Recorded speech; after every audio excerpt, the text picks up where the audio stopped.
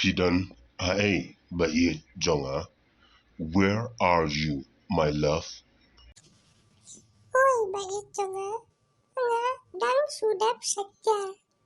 Yes, my love. I have just completed to wash utensils. One no gloy, shani sharud duriang.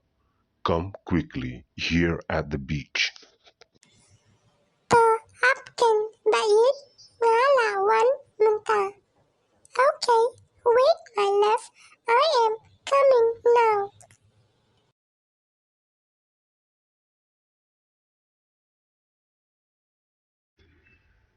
Ani jing babriu teikong. Wow, that lady is so beautiful. Hello, Papa.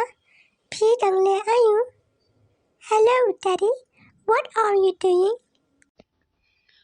Ngan len terwa yaka namar kakam babriu ban yaka samla jonga. I will propose her because she is more beautiful than my girlfriend. Lena A. Gala Len. Oh, great loss. She is gone. Kun kamrat, son of an animal.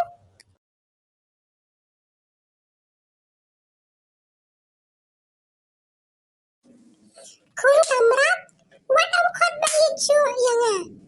Son of an animal? Don't call me love anymore. Snobha ma no yanga. Please forgive me. To ngan map. Ang ba? Okay, I will forgive, but